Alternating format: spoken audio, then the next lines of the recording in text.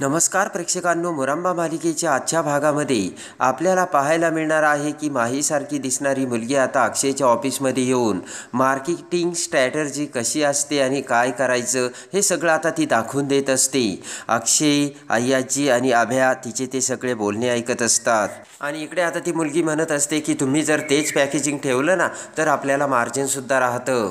ती मुलगी म्हणते की यामुळे नवीनसुद्धा कस्टमर हे प्रॉडक्ट विकत घेतील आणि जुनी जे कस्टमर आहेत ना ते सुद्धा हे प्रॉडक्ट्स विकत घेतील आणि त्यांना असं वाटणारसुद्धा नाही की सामान्य लोकांना देखील असं वाटणार नाही की आपल्याला कोणी फसवलं आहे म्हणून. आणि ती मुलगी म्हणते की बेसिकली फक्त आपण एक गोष्ट ॲड केली आणि ती म्हणजे की ट्विस्ट आणि लगेच ट्विस्ट एनर्जी आणि व्हॅल्यू ॲडिशन, बस एवढंच असे ती मुलगी अक्षयला पटवून देते. विचार करत अक्षय म्हणतो की okay, I get your point. Akshay म्हणतो की म्हणजे तुम्ही जे उदाहरण दिले ना त्या उदाहरणानुसार तिच्या क्वालिटी, तिचा गुण, तिच्यातील अस्सलपणा हा समोर येईल आणि या व्यतिरिक्त व्हॅल्यू ट्विस्ट म्हणजे व्हॅल्यू ॲडिशन. आणि अशी रमा मला तर आवडेलच, अय्याजी कुणाला नाही आवडणार. तर अय्याजीसुद्धा हात करते आणि ती मुलगी म्हणते की same packaging, value addition and everything is happy. आणि त्यानंतर आता ती मुलगी बाहेर येते. तर ती मुलगी बाहेर येता क्षणी आता दरवाजाच्या आडबाजूला जात असते या मुलीने तिच्या तोंडावरचा तो आता नकली फेस काढून टाकलेला असतो आणि ती दुसरी तिसरी कुणी नसून माही असते आणि तिने ती वेगळी दिसत असल्याचे नाटक केलेले असते. त्यानंतर आता माही ही विचार करते की आज अक्षय माझ्यासमोर बोलला आणि मला खात्री आहे कधी ना कधी मी त्याला आवडेनच. आणि त्यानंतर आता माही ही खाली वाट बघत असलेल्या रमाकडे येते आणि त्यानंतर माही आता रमाला हाय करते. तर काळजी करत आता रमा म्हणते की माही सगळं काही व्यवस्थित झालं ना गं. तेव्हा माही म्हणते की मला जे पाहिजे होतं ना ते सगळं मी ऐकलं. आणि त्यानंतर आता रमा माहीचे आभार मानते आणि म्हणते की खरंच तुझी मला खूप मदत होते. आणि त्यानंतर रमा म्हणते की खरंच माही, माझ्यामुळे तुला खूप त्रास होतो तरीसुद्धा तू माझ्यासाठी धावून येते. आणि त्यानंतर माहीचा निरोप घेऊन आता रमा तेथून जाऊ लागते. आणि त्यानंतर आता रमा तेथून जात असताना रमा आता माहीला सांगते की खरं तर माझ्यामुळे तुला त्रास होतोय ना, आता तो त्रास तुला होणार नाही. आणि रमा निघून जाता जाता ते माहीच्या लक्षात आलेलं असतं. माही विचार करते की काय म्हणाली ही, म्हणजे यापुढे आता अक्षयला आपल्याला कधीच भेटता येणार नाही का. आणि असा आता माहीने विचार केलेला असतो आणि माहीच्या डोळ्यासमोर आपण अक्षयच्या हातात कसा हात दिला हे सगळं आता माहीला आठवू लागते. आणि त्यानंतर आता रमा ही कंपनीत येते. कंपनीत येताच आता अक्षय रमाला बघतो आणि म्हणतो की ए रमा तू. तर रमा म्हणते की तुमचा डबा विसरला होता म्हणून तो मी डबा द्यायला आली. त्यानंतर आता अक्षय म्हणतो ए रमा तुला एक गंमत सांगतो, त्या माही कंपनीत आली होती आणि तिच्यासोबत मीटिंगही झाली. रमा म्हणते की काय म्हणाली ती. तर अक्षय म्हणतो की तिने मार्केटिंग स्ट्रॅटर्जी ना खूप व्यवस्थित पटवून दिली, तुझं उदाहरण दिलं तिने. आणि रमा म्हणते की काय म्हणाली ती. तर अक्षय म्हणतो की तिने तुझा फोटो हातात धरला आणि ती म्हणाली की हिच्यासारखी सेम दुसरी हिच्यासारखीच दिसणारी कोणी असली तर. ती ऐकून आता रमाला धक्का बसतो. रमा म्हणते की त्यानंतर काय म्हणाली ती. तर अक्षय म्हणतो की ती म्हणाली त्यामध्ये म्हणजे जी वेगळी रमासारखी दिसणारी तुमची बायको असेल आणि तिच्यामध्ये जर वेगळ्या क्वालिटी असतील तर तुम्ही तिला स्वीकारणार का. ते ऐकून आता रमाला धक्का बसतो आणि रमा म्हणते की मग तुम्ही काय म्हणालात.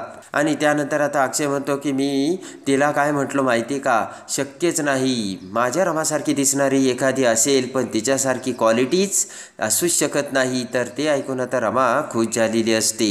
अक्षय म्हणतो की मी त्या मुलीला खूप सांगितलं असं नाही होऊ शकत आणि माझी खरी रमा जेव्हा माझ्यासमोर येईल ना तेव्हा मी माझ्या खऱ्या रमेला ओळखीलच, असे आता अक्षयने रमाला सांगितलेलं असतं. आणि इकडे सुद्धा आता माही ही त्याने जात असते आणि रमा काय बोलली हे सगळं आता माहीला आठवत असतं. माही म्हणते की रमा ही असं मला का बोलली असेल, या विचाराने सगळे लक्ष आता तिच्या डोक्यामध्ये ठेवून माही आता रस्त्याने जात असते. आणि त्यानंतर आता माही ही तेथून जात असताना पाठीमागून भरधाव वेगाने एक टेम्पो येत असतो आणि अचानक तो टेम्पो आता माहीच्या अंगावरून जाणार तेवढ्यात एक आता साडी घातलेली आता मॉडर्न आता वेशातली स्त्री तिथे येते आणि माहीला धक्का मारते आणि बाजूला लोटते. टेम्पो निघून जातो. तर माही आता त्या लेडीजकडे बघते.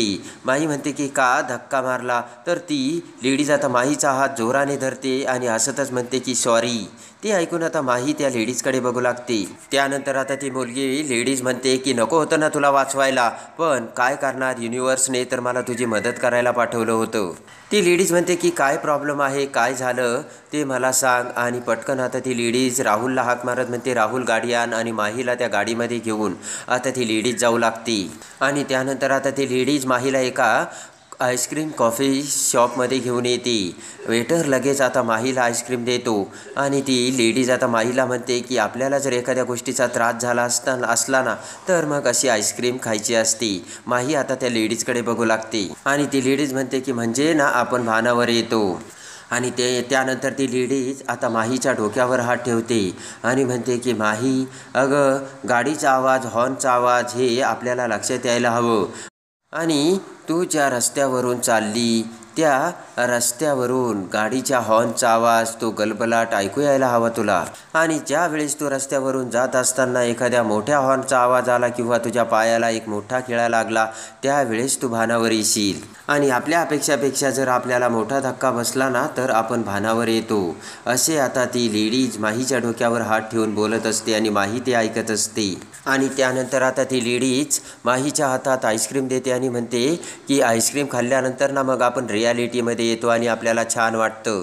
असे म्हणत एक चमचा आईस्क्रीम आता ती लेडीज माहीच्या तोंडामध्ये भरवते आणि ती आईस्क्रीम खाताच माही आता सगळे आईस्क्रीम घेते आणि त्या लेडीजकडे बघत म्हणते की आपण एकमेकींना ओळखतो का.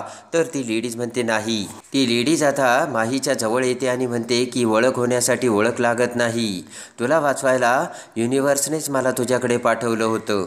त्यानंतर ती लेडीज म्हणते की आपण एकटं असताना आपल्या मनात जो विचार करतो ना त्याचे व्हायब्रेशनसुद्धा आपल्या मनामध्ये तशीच राहतात.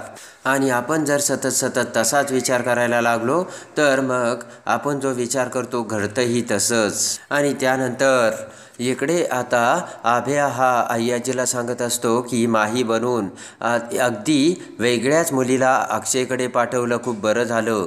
त्यानंतर आता अय्याजी म्हणते की ती माही ना खूप हुशार आहे बरं का. आणि अय्याजी म्हणते की बघितलं का ती माहीने कशी चतुराई दाखवली. पण आभ्या म्हणतो की अय्याजी अक्षयपासून हे किती दिवस आपण लपून ठेवणार आहे आणि किती दिवसाची चालाकी दाखवणार आहोत. तर अय्याजी म्हणते की आभ्या तू काय बोलतोयस हे. आभ्या म्हणतो की किती दिवस असं प्रोटेक्ट करणार आहोत आपण. तेवढ्यात आता दरवाजा उघडून अक्षय आता तिथे त्यांचे बोलणे ऐकतो आणि लगेच अक्षय आता आभ्याला म्हणतो की कुणाला प्रोटेक्ट करण्यापासून बोलत आहात तू. इकडे आता माही त्या लेडीजला म्हणते की मी आज पहिल्यांदा खूप छान व्यक्तीसोबत गप्पा मारते आणि अनोळखी व्यक्तीसोबत गप्पा मारून आईस्क्रीम खाते आणि तेही पहिल्यांदा. ते ऐकताच आता ती लेडीज हसू लागते आणि हसतच ती लेडीज म्हणते की मला देखील माहिती नाही तू कोण आहेस, पण रस्त्यावरून तू जात होती त्यावेळेस पाठीमागून भरधाव वेगाने टेम्पो येत होता आणि तुझं काही लक्षच नव्हतं. त्याच वेळेस मी ओळखलं होतं की तुला काहीतरी मोठा प्रॉब्लेम आहे म्हणून. आणि असा जर त्रास कुणाला झाला तर तो अजिबात मला बघवत नाही, असे ती लेडीज आता माहीला सांगते. आणि ती लेडीज म्हणते की तुला जर काही बोलायचं असेल, शेअर करायचं असेल तर तू करू शकते, बोल माझ्यासोबत, मी तयार आहे. तेव्हा आता माही म्हणते की तुम्ही का मदत करणार आहात माझी. तर ती लेडीज म्हणते की तू असं समज की युनिव्हर्सनेच मला तुझी मदत करायला पाठवली. ती लेडीज म्हणते की तू घाबरू नकोस आणि मी हे कुणाला शेअर करणार नाही.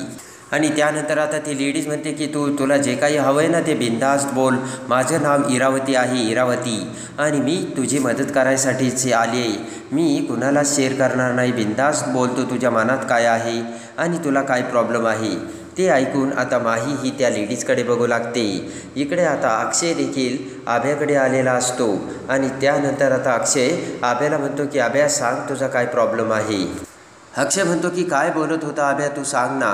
तर इकडे अय्याजी म्हणते की अक्षय आपण आता या विषयावरती नको ना बोलायला, आपल्याला दुसरी खूप कामं आहेत ती करूयात ना आपण.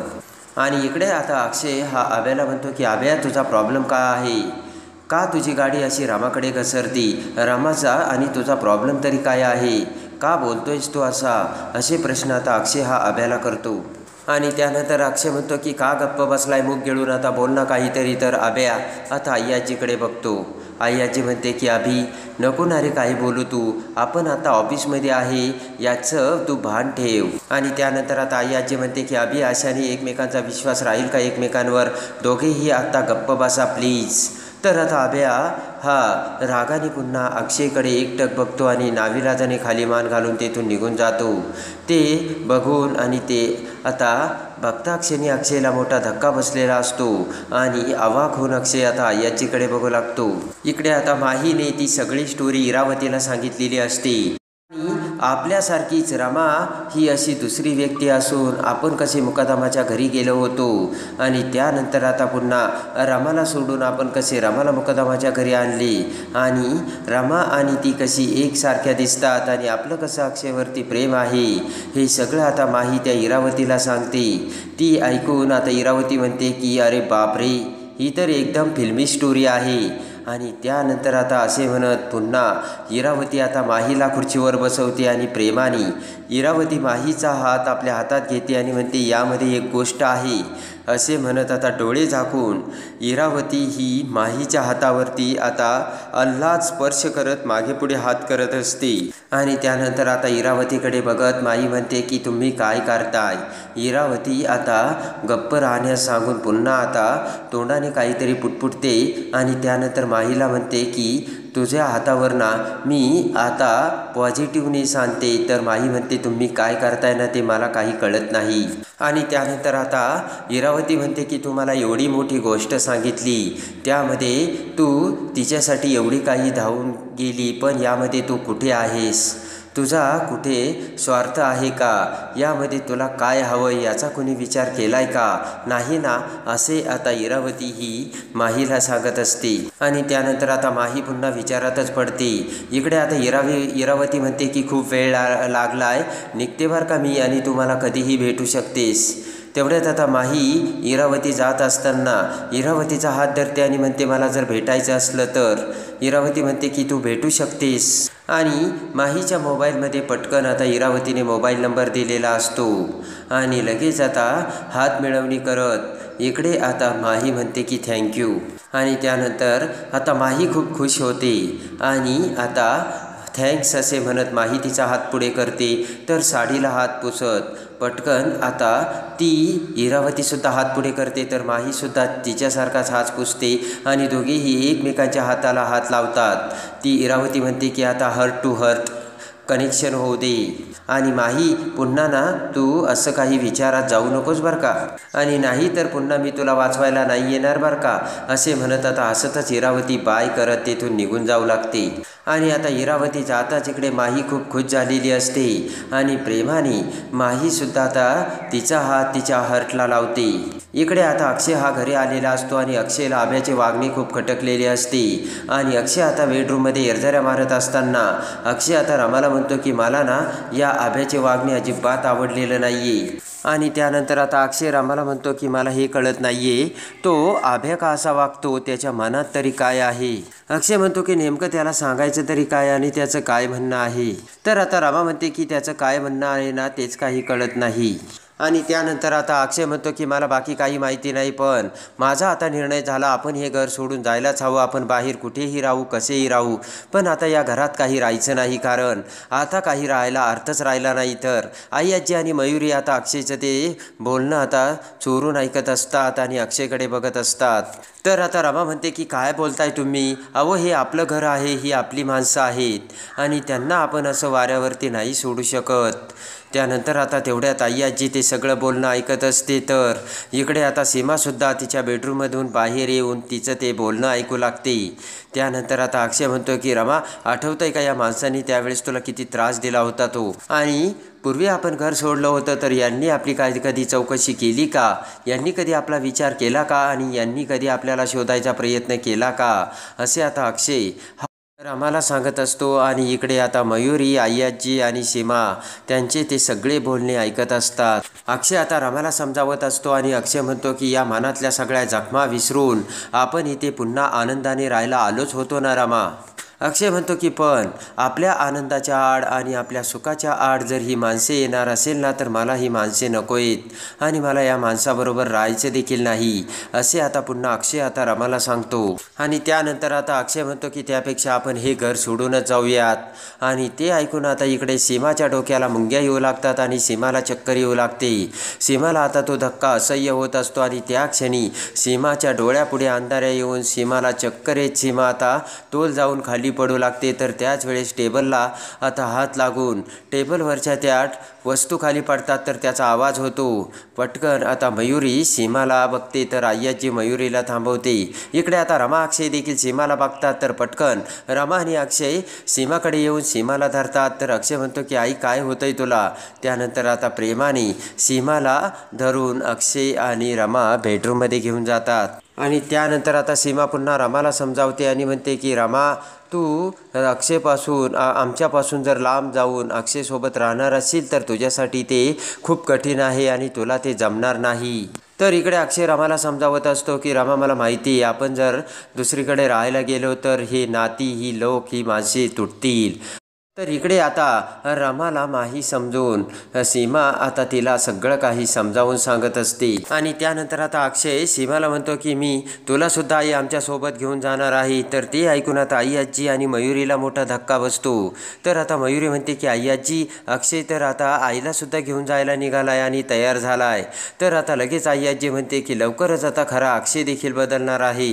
आणि त्यानंतर आता इरावती ही देविकाच्या घरी आलेली असते आणि दरवाजा येताच आता आहे का माझी माही घरात असे बोलत इरावती आता आतमध्ये येते. तर पायऱ्या उतरून इरावतीकडे बघत आता माही खुश होते आणि म्हणते की हाय इरा. आणि पटकन आता माही इरावती समोर येते. तर इकडे आई आजी मयुरीला म्हणते की आता आपल्या घराचं स्वरूप पालटणार आहे आणि बघ आता काय काय होतंय पुढे ते. आणि आता खरा अक्षय देखील बदलणार असल्याचे आई आजीने सांगून आता अक्षयला खरे सत्य समोर येऊन अक्षय आता काय काय करणार हे बघण्यासाठी आणि मुरंबा मालिकेच्या डेली अपडेटसाठी बेल नोटिफिकेशनवर क्लिक करून आपल्या चॅनलला लाईक करा, सबस्क्राईब करा.